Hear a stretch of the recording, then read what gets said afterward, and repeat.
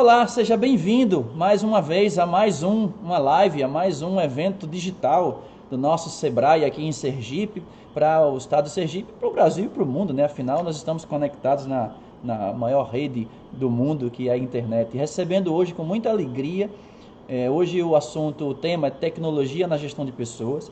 E aí, com duas feras, eu não sei nem o que é que eu estou fazendo aqui. Eu vou botar logo a imagem na tela, porque o meu superintendente já está no ar.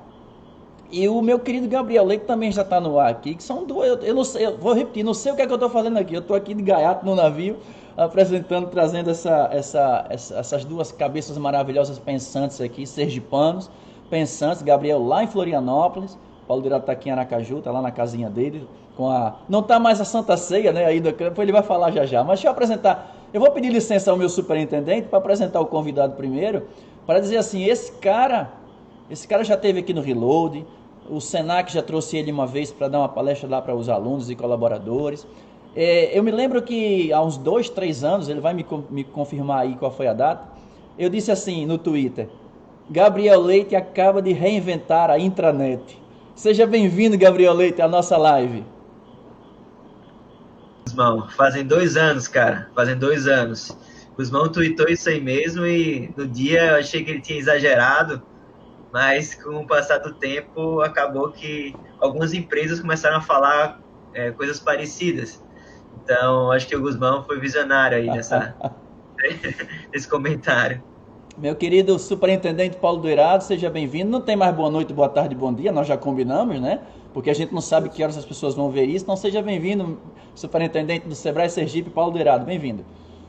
Então, a oportunidade, né, para agradecer essa situação de estar aqui compartilhando com o Gabriel, aí um jovem aí que está despontando já há algum tempo e consolidando uma posição de vanguarda em relação ao mercado de startups, à inovação tecnológica, ao uso da tecnologia como uma ferramenta para a gestão de pessoas, né, uma ferramenta que auxilia o desenvolvimento também do ser humano. Eu acho que isso aí é uma coisa muito importante e é algo que a gente tem que insistir, que buscar realmente manter a tecnologia como uma ferramenta para o desenvolvimento saudável, para a melhoria das condições, né, da qualidade de vida. Então, Gabriel, você representa muito bem isso aí. E o André, mais uma vez, ajudando aí, bacana, e fazendo essa mediação aí com categoria. E nós aqui à disposição para essa interação. Vamos lá, a gente vai falar hoje muito sobre Big Data, eu andei pesquisando umas palavras bonitas que o Gabriel fala, eu acho interessantíssimo, Big Data, People Analytics, são termos importantíssimos hoje. Na nossa retaguarda está o nosso Elton Amarante, ele não aparece para vocês, mas é um dos caras mais importantes aqui dessa live, que é aquele que vai fazer a nossa conexão com essa turma do Instagram. Então, o Elton, fica atento aí ao Instagram do Sebrae, ao Instagram do Paulo Doirado, que também a gente está transmitindo por lá, e ao Instagram do Gabriel Leite também. Gabriel, se você tiver perguntas aí no seu Instagram, também copia aqui no nosso chat, tá? No nosso chat interno, para nos ajudar aqui a fazer essa interação. Eu queria começar, eu apresentei primeiro o Gabriel, mas agora eu vou passar para o Paulo. Paulo, a gente vai falar hoje sobre tecnologia na gestão de pessoas. O quão importante isso sempre foi, não é? Vamos dizer assim, sempre foi, mas o quão importante é isso hoje diante desse cenário que nós estamos vivendo? Então, minha visão é a seguinte, é que a tecnologia, ela bem utilizada, ela com certeza é uma ferramenta que ajuda bastante esse trabalho de avaliar, né, o desempenho, avaliar competências, habilidades dos nossos quadros nas empresas. Então, na medida em que você facilite o uso dessas ferramentas, que você aumente a frequência de uso delas, você vai otimizando esses processos e a partir dessa leitura, você pode elaborar planos de treinamento, você pode elaborar planos de reconhecimento, de mérito para os funcionários, né?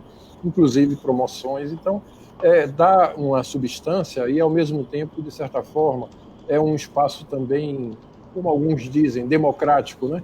Porque permite que se faça uma avaliação, por exemplo, rapidamente e com acesso de todas as ferramentas, além de poder está fazendo uma avaliação de cima para baixo, né, como também de baixo para cima, né, o chamado 360 graus, todo mundo avalia todos, e isso vai fazendo uma riqueza maior inclusive na cultura da empresa. Então, eu entendo que a tecnologia ela é muito importante, não só por esse dinamismo que ela pode trazer, mas também porque ela define regras claras para que todos entendam quais são os valores da empresa, o que é que a gente quer apontar realmente como competências, como habilidades, como atitudes também que a gente deve desenvolver e ser valorizado e reconhecido por isso. Então, a minha visão é que a tecnologia é importante, mas quando é a favor do desenvolvimento humano, a gente tem que ter realmente o foco na humanização, na melhoria das relações, na qualidade de vida,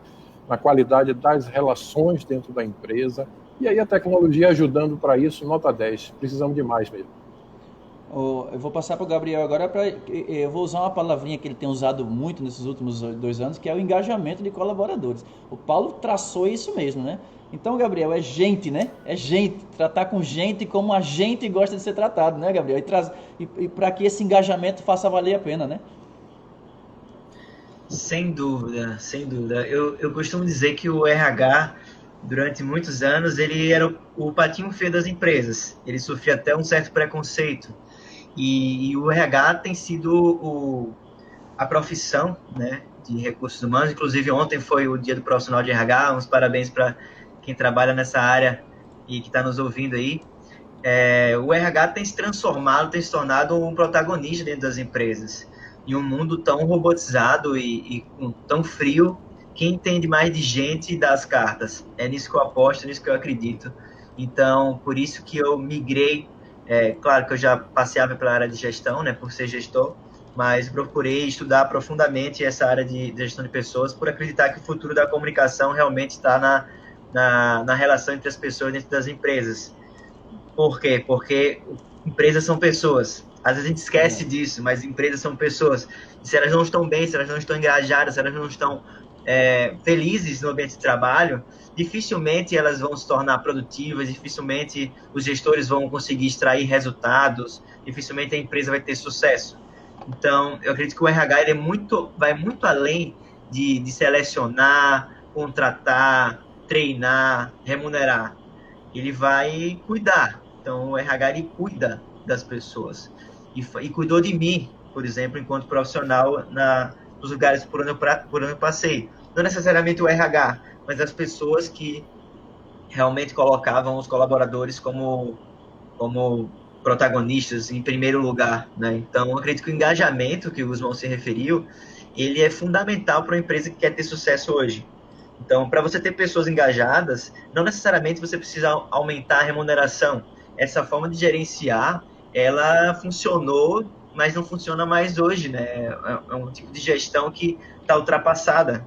Então, para você engajar as pessoas, você tem que ter alinhamento de propósito, você tem que ter feedback one-on-one, você tem que ter feedback, você tem que ter one-on-one, são reuniões individuais entre líder e liderado, você tem que ter um entendimento sobre os valores de cada colaborador. Então, uma coisa que o Guzmão valoriza é diferente de uma coisa que o Paulo valoriza. Então, uma forma de se comunicar com o Guzmão é diferente da forma que eu me comunico com o Paulo. Então, tudo isso tem que ser tratado de uma forma mais personalizada hoje. E esse one-to-one, essa questão personalizada dá mais trabalho, mas você consegue criar mais laços, porque a pessoa não se sente só mais ela se sente parte da empresa, ela se sente uma parte indispensável para o negócio. Isso faz com que aumente o engajamento, ela se torna útil, ela se torna produtiva, e isso faz com que os resultados aconteçam. Meu super, Não. Vestir a camisa, isso é um termo, não é? Ok. Pois tá. Deixa só se eu tirar aqui a legendazinha, deixa eu ver se dá pra ver agora. Aí, ó, já dá pra ver agora. Então, aí a gente vem com o termo vestir a camisa, né? Nunca foi tão importante vestir a camisa, né? Ou seja, deixar um pouco. É porque a gente sabe, aí isso até dói um pouco falar, que existe a competição dentro da empresa, existe, às vezes boa, às vezes ruim, mas existe entre colaboradores. O Gabriel sabe bem disso, o Paulo, né? Mas ninguém melhor que o Paulo para saber disso. Agora, essa coisa de vestir a camisa agora, como é que as organizações hoje devem estar preparadas para trazer esses colaboradores mais perto para si? Então, a competição, ela não merece ser descartada, né? Ela não pode ser priorizada. Mas a competição, ela muitas vezes está servindo de parâmetro, né? Como aquelas questões do próprio benchmark. Você vê quem está num nível maior e vai lhe estimulando também para desenvolver. Então, nesse sentido, é válido e faz parte, né, da nossa situação e que está muito presente, inclusive, né, quando a gente utiliza essa metodologia de jogos para fazer a avaliação, a gamificação. Né? Então, termina havendo uma certa competição. Essa competição, ela dentro de determinados padrões, ela é saudável, mas a gente tem que estimular o espírito de cooperação.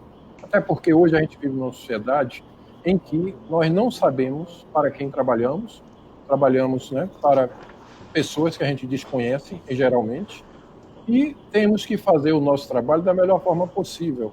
E o nosso trabalho não é só do indivíduo em si, mas sim uma rede de cooperação, uma forma de estabelecer relações em torno de um mesmo objetivo.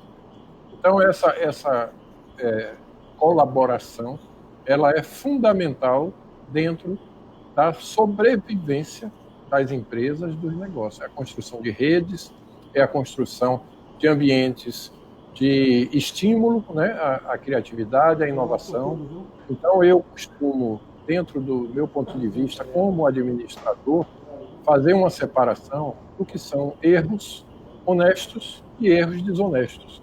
Então, tolerância total com erros honestos, porque isso vai estimular, inclusive, que as pessoas tenham coragem para arriscar alguma coisa nova, né? Porque senão você inibe o desenvolvimento, né, da inovação, a criatividade. E sou bastante intolerante com erros desonestos, aqueles erros que as pessoas promovem realmente com a chamada má-fé. Mas temos que ter tolerância com o erro. E essa tolerância é que vai fazer com que o ambiente também melhore, as pessoas se tornem mais flexíveis e aprendam também a conviver e até buscar, vamos dizer, aprendizado através do fracasso. É uma questão cultural. Aqui no Brasil, a gente normalmente tem um certo temor, tem um horror a fracasso. Mas em outros países, como Israel, por exemplo, nos Estados Unidos, o fracasso faz parte do currículo da pessoa. Sim. Ah, você nunca quebrou? Não, então você é um perigo. Né? Uma visão empresarial, de certa forma, lá tem isso. Aqui a gente costuma pensar o contrário, mas aí termina inibindo vamos dizer assim, a disposição para o risco, para a inovação. Ninguém inova com garantias. Todo mundo que parte para inovar está acreditando que há um risco e vai buscar, naturalmente, que esse risco seja calculado. Mas ninguém vai, com certeza, garantir resultados, principalmente quando dependem de respostas do mercado. Então, sempre há o risco, sempre há a questão do ponto de vista, que você pode estar apaixonado pela sua ideia, mas o mercado não reconhecer, ou você achar que aquela ideia nem é tão interessante e o mercado, de repente, adorar e adotá-la imediatamente, né? E nessas ferramentas que a gente usa hoje, né, aí que o Gabriel conhece tão bem, né, a gente lida com, vamos dizer assim, um potencial exponencial de resposta. Quando dá certo, a resposta é assim assustadora até para quem produz, né? Então, é dentro desse contexto que a gente tem que estar pronto para a cooperação e a colaboração. Eu costumo dizer, às vezes, quando dou aula, que se em determinada época, lá 100 anos atrás, o Santos Dumont construiu um avião sozinho, hoje ele não faria um avião sozinho de jeito nenhum, né? Então, a gente vive realmente necessitando dessa rede de apoio, que todo mundo fazendo o melhor de si sem saber para quem. Aí eu digo que vamos dizer, o espírito de fraternidade que comanda o trabalho de hoje. É fazer o bem sem saber para quem. Então, eu vejo que o trabalho merece essa ótica, merece esse ponto de vista, e todo mundo está fazendo da melhor forma possível, até para sobreviver, né? Sem saber para quem se destina aquele trabalho que você está realizando. Não, perfeito. Isso aí ainda bem que fica gravado isso que a gente fala aqui, né? Ainda bem que fica gravado, porque essas coisas quando a gente ouve chega a dar um alívio, porque a gente que trata com gente dia a dia, que trata com colaborador dia a dia, que, né, a gente tem que utilizar dessas ferramentas, e eu ouvi isso porque minha mãe dizia isso, diz isso, né? Lidar com gente não é fácil.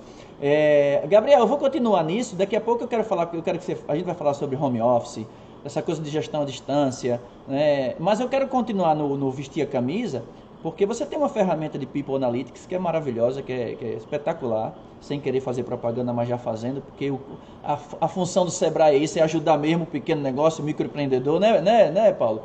Então tem que fazer a propaganda mesmo. Então, se você tem uma ferramenta que é o Feeds, que é uma ferramenta espetacular de gestão de pessoas, e aí tem uma palavra, a coisa do People Analytics, e essa sua ferramenta, ela mexe muito com, uma das coisas que ela faz é com o humor das pessoas, né? A gente estava conversando isso nos bastidores antes de entrar. Então, o Paulo falou isso, falou do erro, falou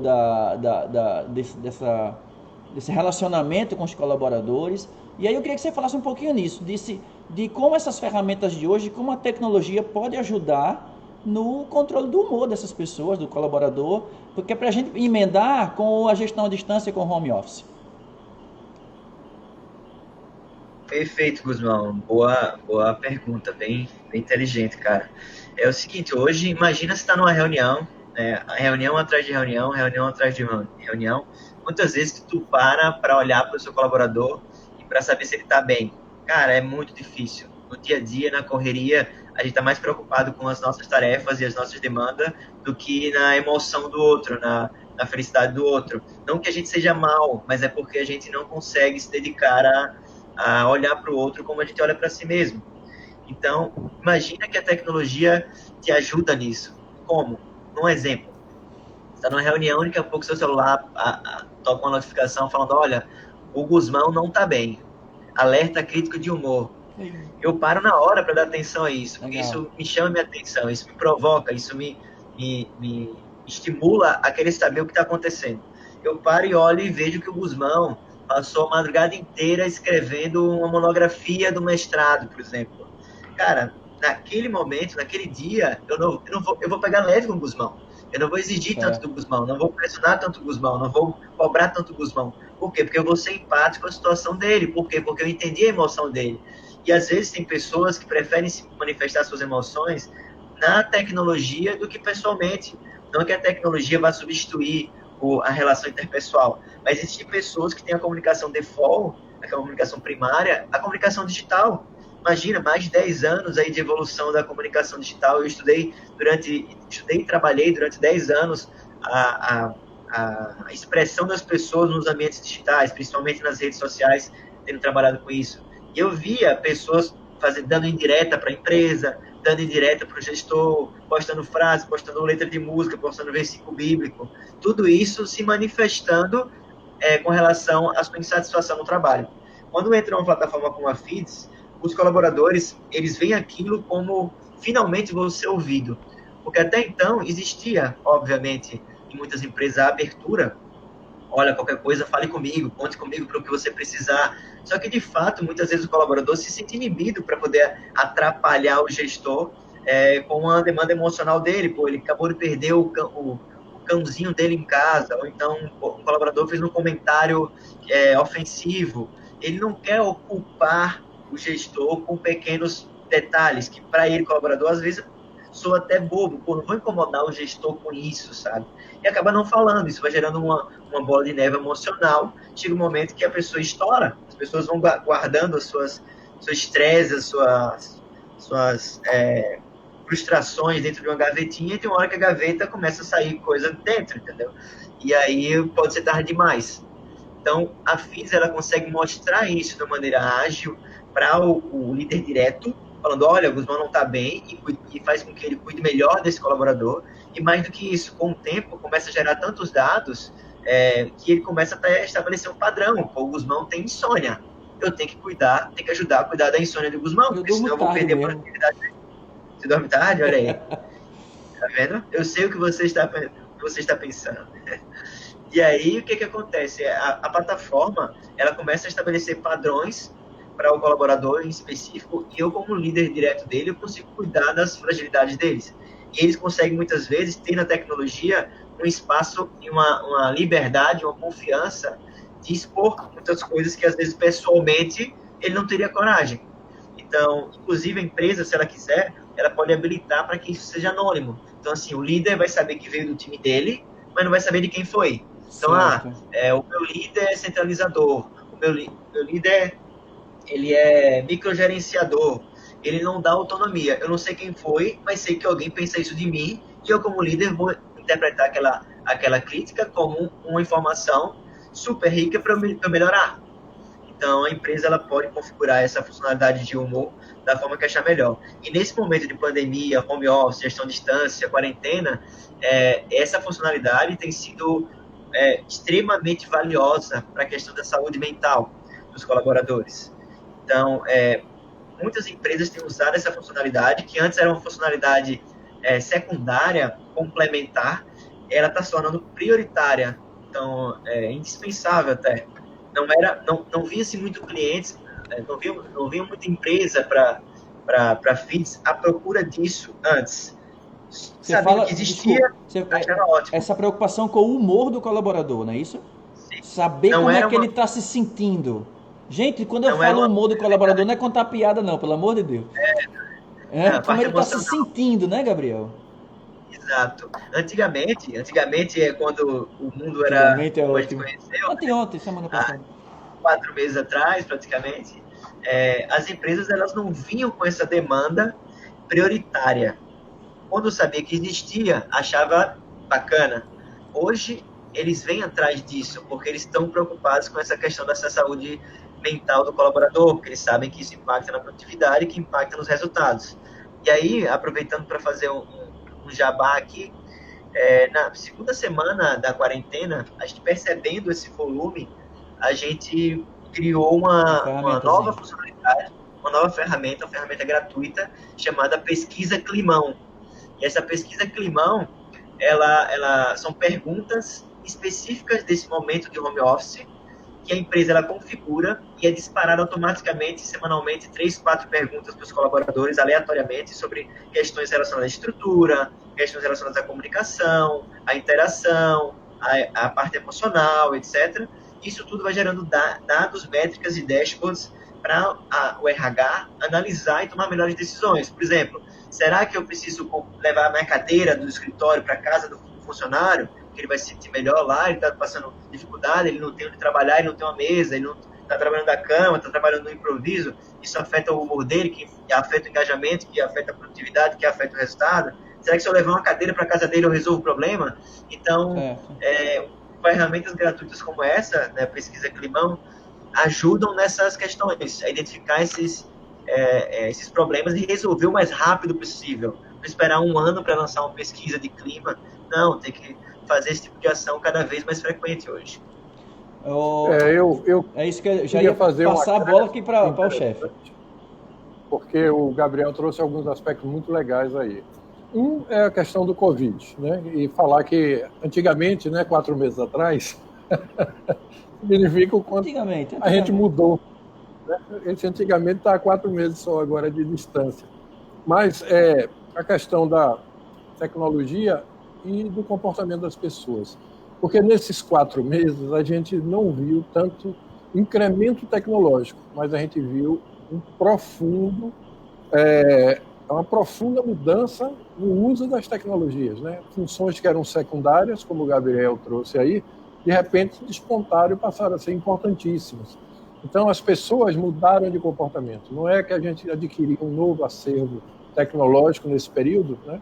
Mas sim as pessoas se dispuseram a fazer essa passagem, vamos dizer assim, né? Um mergulho, de repente, no mundo digital. Então, essa mudança, ela é uma mudança assim, muito profunda, muito rápida, e eu até já brinquei em outras oportunidades, dizendo que certamente Juscelino Kubitschek hoje estaria incomodado, né? Porque o slogan do governo dele era 50 anos em 5, e a gente fez muito mais do que isso agora nesses 4 meses. Então, a gente vê a mudança nas pessoas, acima de tudo. Aqueles comportamentos que iriam demorar, de repente, 10 anos para mudar, para as pessoas adotarem determinadas tecnologias, muito rapidamente fizeram agora, e eu digo que nós fizemos assim uma espécie de um renascimento do mundo digital. A Covid trouxe isso, levou as pessoas a mergulhar nesse ambiente e estamos todos transformados e um pouco transtornados também com isso, né? Porque mexeu também muito com o humor das pessoas, o uso de repente forçado de alguns ambientes novos, de algumas tecnologias, principalmente o pessoal mais maduro, né? Que já tem às vezes uma dificuldade maior para aceitar essas mudanças e esses parâmetros, esses padrões novos. Mas o que a gente vê é que realmente o mundo se transformou e a gente não volta mais a ser o que era antes. Eu até gostaria de ouvir de Gabriel, né, alguma coisa sobre esse dito novo normal que estão falando aí, sobre o que está por vir e se ele já percebe isso a partir dessas ferramentas e dessas medições que você já está aplicando aí com suas pesquisas. Bora aí, Gabriel, vamos lá. Ele perguntou que... Bom, não, boa pergunta, boa pergunta. Então, o mundo nunca mais vai voltar a ser o mesmo, com certeza. Eu costumo dizer, o meu sócio, Bruno Soares, né, que é um dos caras mais inteligentes que eu já trabalhei, um cara que é um profundo estudioso dessa parte de gestão, Management 3.0, People Analytics, OKR, um cara muito estudioso. E ele fez uma pergunta, uma provocação no LinkedIn, há alguns meses atrás, perguntando exatamente sobre isso, né? Se as coisas iam voltar a ser o que eram ou se realmente ficariam uma cicatriz profunda. Eu respondi de uma forma que pode parecer um pouco apocalíptica, né? Mas na verdade é o que eu penso. Eu acho que esse momento que a gente está vivendo, nós vamos ficar traumatizados com isso. Vamos ficar traumatizados com isso, como se estivesse saindo de uma guerra. As pessoas que vivenciaram o período de guerra, pós-guerra, elas levaram isso até hoje, sabe? Elas nunca mais foram as mesmas, elas pensam diferente, elas agem diferente, elas sentem diferente, e a gente também. Porque, só para você ter noção, gente, eu tenho um filho de 9 meses, né? E uma das últimas coisas que ele aprendeu foi a enxugar as mãos, assim, ó, lavar as mãos com álcool gel, cara. Um álcool gel infantil, que a gente tem uma espuminha, toda vez que ele termina de comer, a gente passa e já faz assim, ó, já bota a espuminha e já faz assim, ó. Então, assim, é um comportamento que, se não existisse nada disso, que a gente está vivenciando aí há 3, 4 meses, dificilmente seria algo que ele ia aprender agora, né? Então, assim, isso mostra que toda essa neura que a gente está vivendo, isso vai ter um reflexo daqui para frente. A gente nunca vai mais abraçar as pessoas como a gente abraçava antes, beijar as pessoas como a gente beijava antes. Esse fato caloroso que o brasileiro tem, não sei se será a mesma coisa daqui em diante. A volta para o trabalho, a gente pensou em voltar... Hã? Eu tenho medo de continuar depois tudo a mesma coisa que o brasileiro é, mas continue. Polêmicas à parte. Não sei como vai ser. Mas, por exemplo, lá na FIS a gente decretou home office até dezembro, né? A gente só volta para o escritório agora em janeiro. E assim, a gente lançou uma pesquisa dentre os colaboradores para saber qual era o sentimento deles com relação a isso.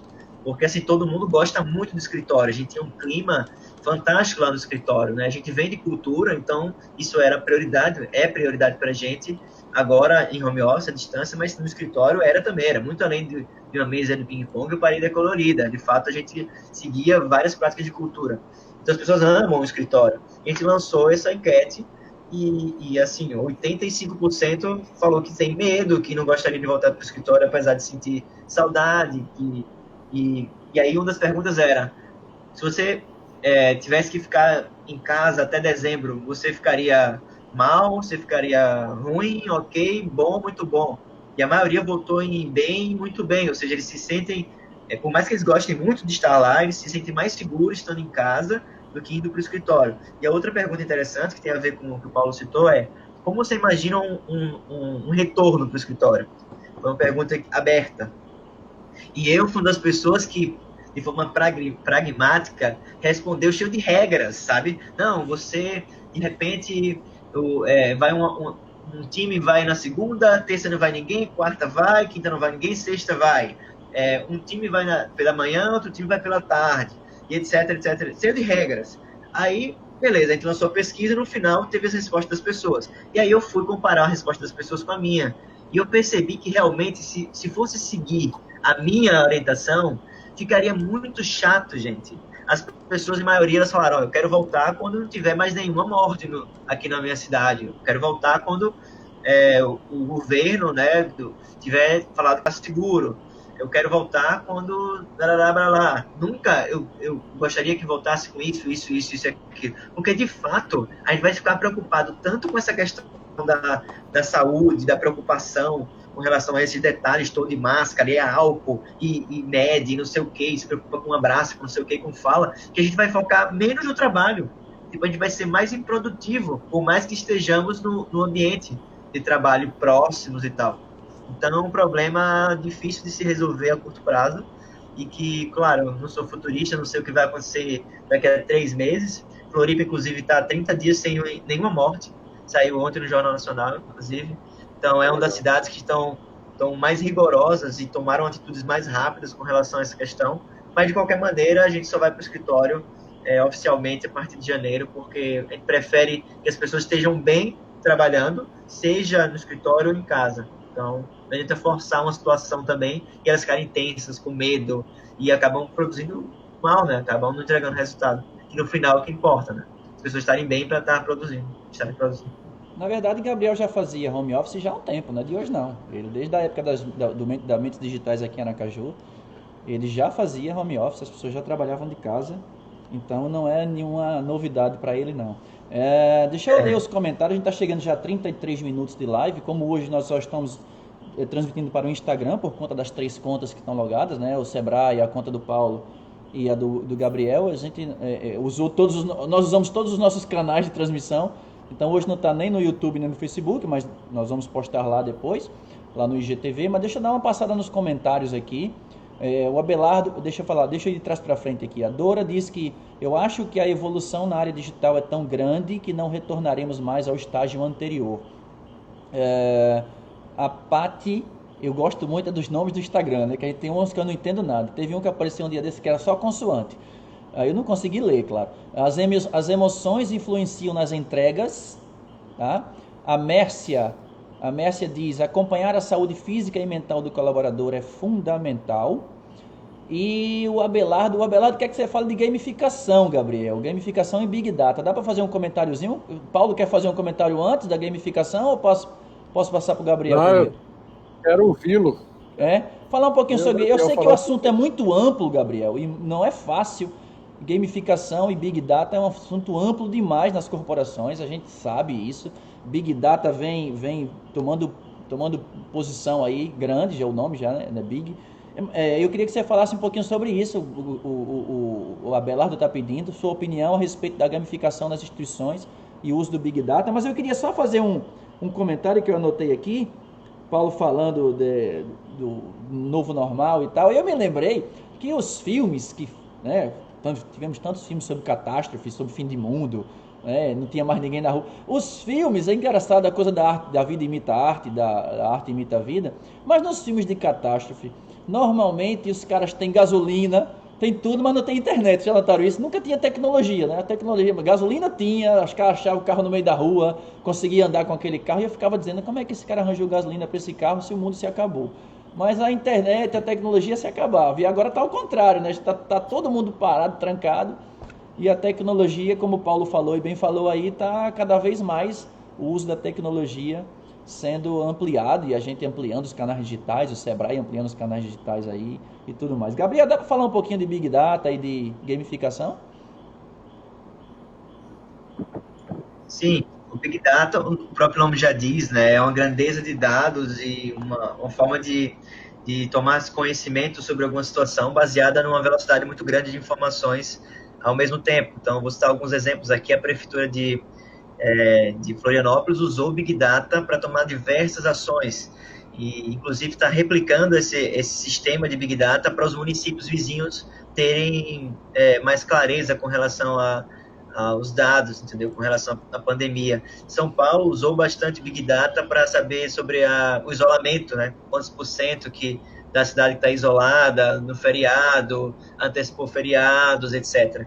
Então, é um conjunto de dados muito grande e que circula numa velocidade absurda e que ajudam as empresas a tomar decisões. Então, a Big Data ela é um dos termos mais comentados hoje na área de tecnologia e apoia diversas outras outros termos como inteligência artificial, machine learning e etc. A parte de gamificação, eu costumo dizer que a gamificação é uma metodologia que ajuda você pegar algo que é chato e tornar divertido. Um processo Legal. chato tornar-se algo divertido.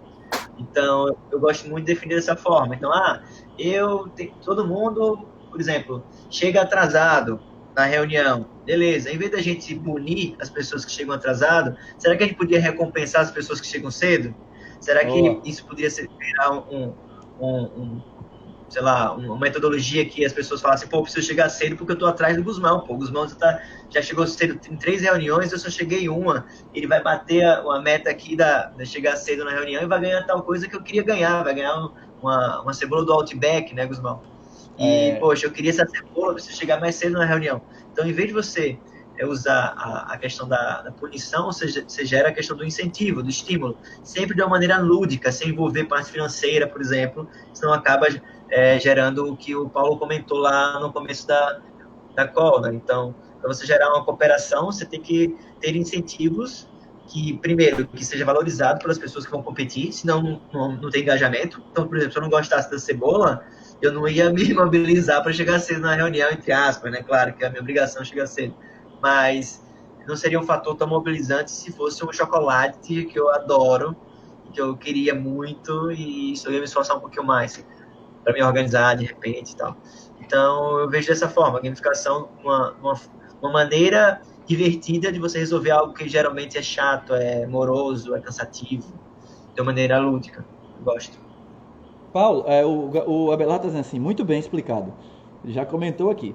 Paulo, você quer comentar alguma coisa do Big Data ou eu posso seguir? Eu até posso fazer um pequeno parêntese. Por favor. É que quando a gente trabalha com a coleção de dados muito grande, nos dá a condição de encontrar informações que só está no conjunto, não está individualmente em nenhum registro. Então, por exemplo, você vai fazer um teste de um remédio, aí um determinado paciente tem um efeito colateral. Você só pode afirmar que esse efeito colateral vai acontecer se você colecionar um grande volume de testes, né, com pessoas diferentes, repetições de testes e tal. Então, às vezes, as informações só vão surgir a partir da coleção, a partir de um grande volume de dados e não individualmente em cada registro, em cada arquivo que você procure. Então, o Big Data traz muito dessa realidade, né? E a partir dele a gente vai precisar ter um volume uma velocidade muito maior para lidar com esse volume de dados, né? Que é a promessa do 5G, e do outro lado a inteligência artificial, que é para a gente poder manipular, trabalhar efetivamente com esse imenso volume de dados. Então, são as novas tecnologias que estão despontando aí, né? E para completar o tripé, aparece a internet das coisas, fazendo com que a combinação desses três vai tirar o mundo tecnológico, vamos dizer assim, da automação individual de um robô para trabalhar a automação de uma sociedade, de um grande volume, né, de coisas autônomas e carros e trânsito e etc. É outra escala. É essa passagem que nós muito brevemente acredito que vamos ter, né? Mas sempre torcendo que venha a favor da qualidade de vida, da melhoria das condições das pessoas, da evolução humana, né? Então, a torcida é essa. Eu vou pegar esse gancho aí para dizer que na próxima quarta-feira, dia 10 de junho, às 19 horas aqui, nós vamos ter uma live sobre cidades inteligentes com o Paulo Dourado e com o André Teles, Gabriel, que também que você conhece, né? Um cara sensacional, um grande nome das cidades inteligentes, né? Dessa coisa do smart, da internet das coisas. Ele tem um livro, O Futuro é Smart, não lembrei agora o nome do livro dele. Então, live, não perca, imperdível, quarta-feira que vem. Depois eu dou a agenda, mais ou menos a agenda da semana que vem aqui. Ô, Paulo, diga. Você foi superintendente do Sebrae antes de ser atualmente em que ano, te lembra? Não, eu fui diretor econômico financeiro. Pronto. E cuidei da área de educação do Sebrae. Que ano foi isso? De 2003 a 2008. Depois você foi para o Senac e ficou 10 anos no Senac, como diretor regional. E agora já há 2 anos, não é? 1 ano e meio. 1 ano e meio superintendente do Sebrae. Então, eu já perdi as contas já. Quantos anos tem aí? 10. Rapaz, eu também não gosto de fazer essas contas, não. Vamos lá. Esse tempo todo, lidando com gente dia a dia, todo dia, tratando colaborador, recebendo, resolvendo problema, o pessoal traz problema, volta problema. O Paulo, um dia desse, eu cheguei para ele e disse, superintendente, eu estou aqui com um problema. Ele disse, não me traga problema não, me traga a solução. Eu disse, não, já estou com a solução. Então, me diga uma coisa, aí a gente dorme, quer dizer, não foi tão de repente assim, mas vamos fazer de conta que foi. A gente dorme trabalhando, acordando, vindo trabalhar, você com essa toda a experiência de gestão dessa turma toda, aí aparece o tal da gestão à distância, do home office, como é que fica a saúde mental desses colaboradores. Daqui a pouco a gente vai falar sobre OKR. Como é que é a partir de agora gerir? O Sebrae tem 100 colaboradores, eu acho, o Senac tinha 300 e tal, se não estou em erro. Como é que é, a partir de agora, a cabeça do gestor, né, para gerir? Depois eu quero que o Gabriel também fale sobre a gestão à distância, de gerir essa turma toda à distância. Me fala um pouquinho vamos disso. Lá. Jack Welch foi presidente da GE, foi um dos maiores executivos aí do século XX. Ele, certa vez, confrontado, né, sobre o que você faria de novo se você começasse agora e tal. E ele deu uma informação, trouxe uma frase muito importante assim, para mim, que é o seguinte, ele disse, eu voltaria para despachar todos os dias com RH, porque a longevidade das empresas depende das pessoas. Às vezes a gestão do financeiro, né, que normalmente tem sido prioridade, é uma gestão de curto prazo. Sim. É muito uma visão localizada e etc. E às vezes até para estar apresentando números bonitinhos para os conselhos, ou no caso dos Estados Unidos, até gerando aquelas bonificações milionárias, né, que os executivos lá, os superstar americanos ganham, né? Então, termina às vezes sendo um perigo para a própria empresa, porque se você trabalha muito com visão de curto prazo, você pode comprometer o futuro. Está apresentando números lindos, mas você vai morrer bonito, né? Então, isso não significa realmente a melhor gestão. Então, a gestão principal, principalmente no momento em que cada vez mais a gente vê os serviços crescendo dentro do PIB, né? A área de serviços cada vez é maior, a própria indústria, de um modo geral, ela vai se tornando serviço, na medida que você tem uma impressora 3D em sua casa, você pode fabricar na sua casa o produto, e a indústria será um serviço que vai lhe entregar o software, vai lhe entregar ali o código para que a sua impressora funcionar. Então, essa servitização que acontece na sociedade está muito vinculado à pessoa humana. Serviço é algo que está muito ligado à pessoa.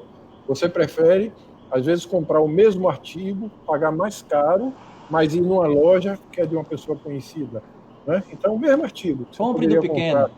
Na loja A, de repente você vai e compra do pequeno, né? Porque lá você conhece ele é uma pessoa daqui, sabe que qualquer investimento que ele faça vai ficar aqui. Então, são coisas que terminam gerando um serviço paralelo que você não foi só por causa do produto, tá? Aliás, os produtos, de um modo geral, a gente não quer. A gente quer o serviço que esse produto nos presta. Se você tiver uma geladeira desligada em casa, você vai fazer de tudo para se livrar dela, né?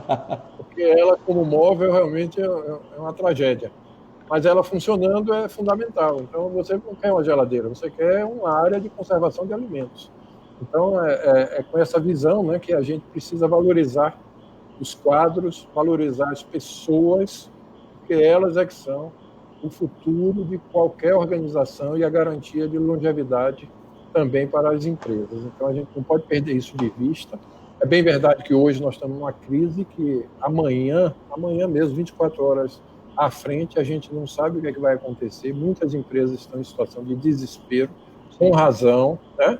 A prioridade hoje realmente é uma gestão de caixa, de oxigênio para sobreviver, para poder reabrir e tal, mas que o empresário, né, tão logo volte à normalidade de alguma forma, que ele comece a priorizar a gestão dos seus próprios recursos humanos, porque isso é que vai trazer realmente uma segurança maior para longevidade, para durar a empresa por muito tempo. Perfeito. Olha a grande dica aí, né? Você pequeno empresário, você médio, pequeno, microempresário, atenção para as pessoas. Gabriel, como é que tá seu inglês? Mais ou menos, né? Mais ou menos. Porque eu não vou falar OKR, eu não vou dizer, né? Objetivo, não vou falar. Eu queria que você falasse, explica um pouquinho para a turma, que tem gente pedindo para falar sobre OKR. Antes disso, olha, o Roger Barros está dando parabéns ao Sebrae por mais essa live. Duas pessoas que ele admira muito, o Paulo e o Gabriel. Ele está dizendo que foi um dos primeiros clientes da Mentes Digitais aqui no estado, Roger Barros. Né? Tia, com certeza, Roger. Obrigado aí, cara, pela presença, por estar assistindo aí. Roger realmente foi uma das primeiras pessoas a abrirem a porta ali para Mentes Digitais, lá na época, 2009, 2010. Então, um cara que sempre me apoiou aí, eu sou muito, muito grato também, cara. Obrigado aí, sucesso para você nos seus negócios.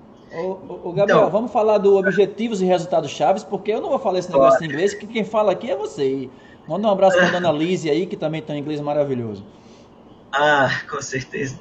Ela tá agora cuidando do Dudu e posteriormente vai assistir essa live e vai ver esse abraço. Então, o OKR, gente, é uma metodologia que não é nova, ela se tornou conhecida agora, mas é uma metodologia antiga, que nasceu na década de 90, na Intel, e foi disseminada principalmente no Google.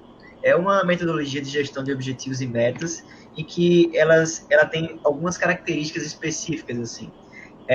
Vou dar um exemplo bem claro, assim, para que todo mundo entenda.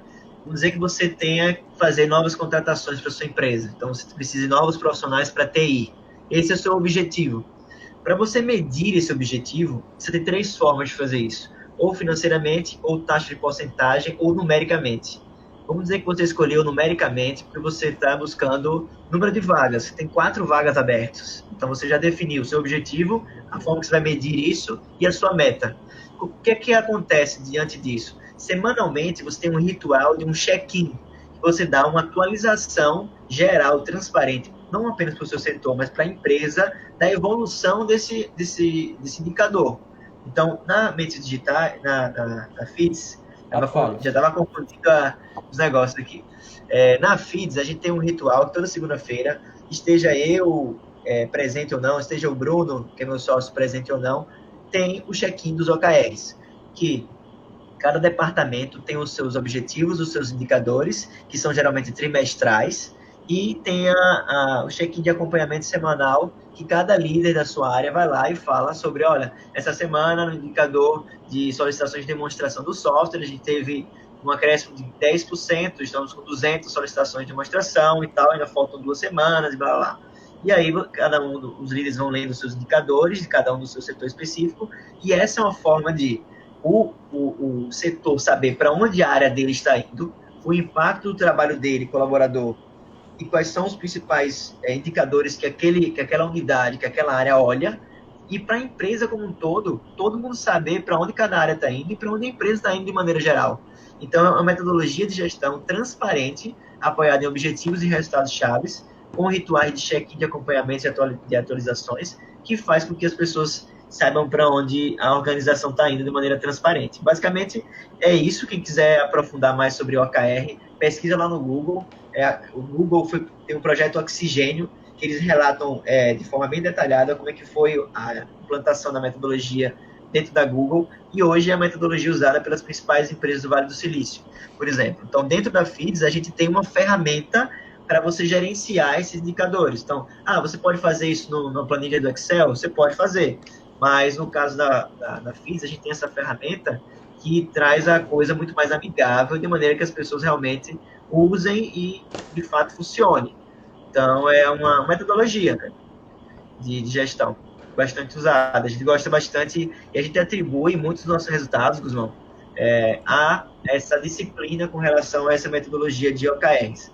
O ano passado, a gente cresceu 10 vezes em um ano com a FIDS. A gente foi considerada a 6ª startup SaaS que mais cresceu no mundo, um dos maiores podcasters e escritores lá do Vale do Silício, que é o Nathan Latka. Então, um dos grandes causadores e impulsionadores desse resultado, primeiro, lógico, foi a contratação. Então, as pessoas, a questão de cultura.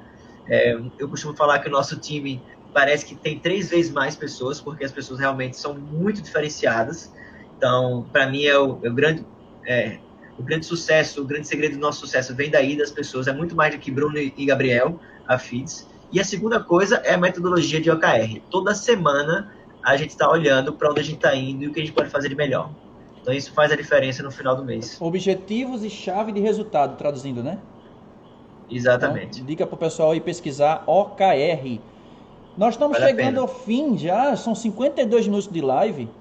Olha só, e tanto papo que a gente já bateu aqui, ainda tem coisa para falar mais, né? Eu queria... Tem uma pergunta aqui do Victor Machado. Eu queria que o Paulo respondesse, porque eu acho que ele vai botar uma pulguinha na orelha, ali no cantinho. Mas eu preciso rápido, que é para a gente poder finalizar, viu, Paulo? Ele pergunta o seguinte: é possível a extinção física da moeda, ou pelo menos uma mudança na forma com que estamos acostumados? Então, a rigor, estamos caminhando para isso, né?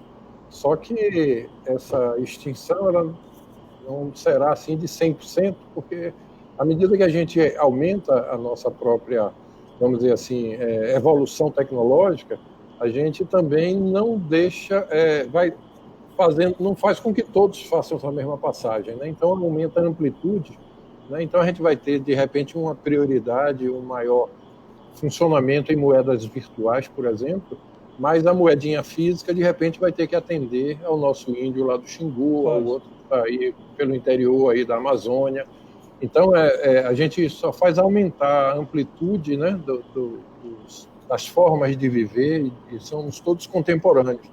Ao mesmo tempo que nós temos um ministro que é astronauta, sim, nós temos índios ainda vivendo aqui como se vivia 10 mil anos atrás, né, sem contato com a civilização, dentro do mesmo país, na mesma época.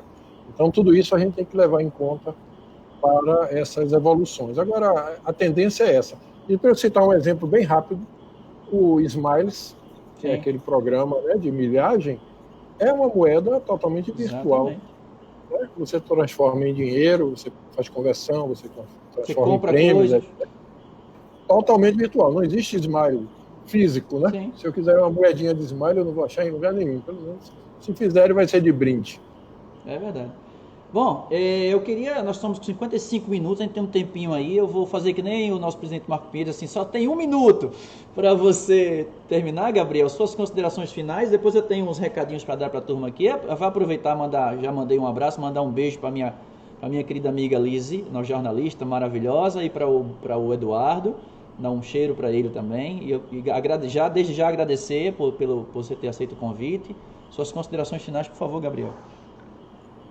Bom, queria agradecer a todo mundo que está assistindo, quase 1 hora de live, então obrigado aí por estar acompanhando. Quem quiser conversar comigo mais, sou super disponível, adoro conversar, trocar ideias, aprender, receber feedback, manda lá no LinkedIn, Gabriel Leite, ou no Instagram também, no @Gabriel Leite, para até dar um feedback do que acharam sobre esse bate-papo, se tem alguma dúvida, que eu possa te ajudar, alguma coisa assim. E obrigado, Sebrae, obrigado, Guzmão, Paulo, pelo convite, fiquei felizão quando vocês fizeram esse convite, adoro estar interagindo com as minhas origens, né? Eu sinto muita saudade aqui em Floripa, é muito distante, tem que pegar dois aviões, então sinto falta das pessoas, sinto falta do sotaque, sinto falta da comida, sinto falta das reclamações, que as reclamações daí é diferente das reclamações daqui, então eu adoro bater papo com a galera daí, por essa questão nostálgica, e também por estar sempre colaborando e aprendendo com vocês. Para todo lugar que eu vou, eu levo Aracaju, levo Sergipes, sinto muito orgulho de vir da onde eu vim e das minhas raízes. Adoro chamar os catarinenses para vir comer cuscuz aqui em casa, e legal, procuro sempre valorizar as raízes nordestinas. Então, pessoal, para fechar, empresas são pessoas, nunca esqueçam disso. Questão de cultura nunca foi tão importante como agora. Tá perto, tá melhorando a comunicação interna, tá cuidando dos seus colaboradores, e espero que vocês saiam dessa o mais rápido possível e saiam melhores e mais fortes dessa situação. Tá todo mundo sofrendo, não tem ninguém nadando de braçada, e com certeza a gente vai sair fortalecido disso e tendo resultados cada vez melhores. Então é isso, obrigado e tamo junto, bora voar. Fica aí, não sai não, fica aí, Paulinho. Então, agradecer aí essa oportunidade de estar conversando com o Gabriel, sergipano aí de destaque, muito bem sucedido, continue assim, continue vinculado às suas raízes.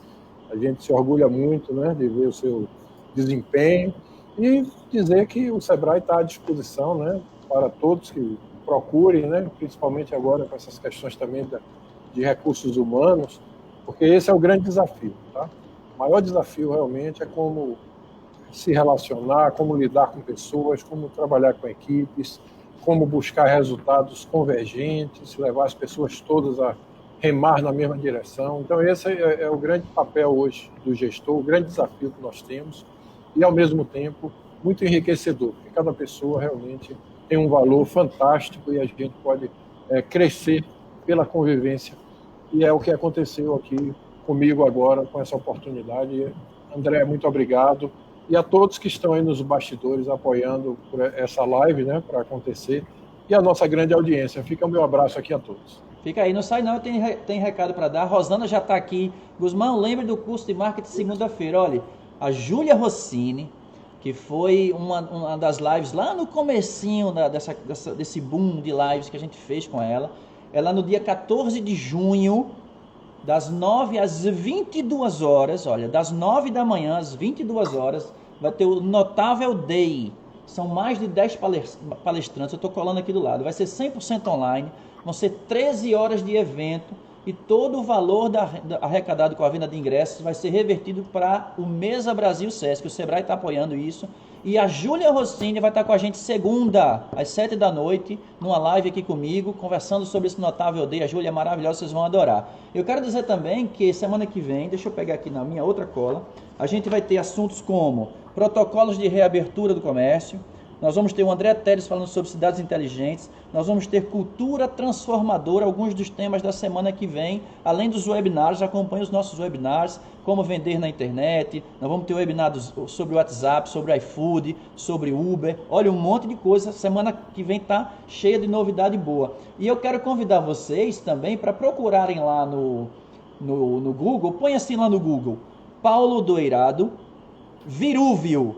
Não é Vitrúvio, não é o homem vitruviano, é Virúvio, Viruvio. O artigo do Paulo Doirado, nosso superintendente, já está no ar, procura lá no Google. Paulo Doirado, Virúvio, vocês vão adorar o artigo. Quero agradecer a todos dois, muito obrigado pela presença e dizer que acompanhe o Sebrae, 0800 570 0800, o Sebrae está pronto para atender você. Mais uma vez, Paulo, a força do empreendedor brasileiro. Grande abraço a todos, até a próxima. Tchau, tchau.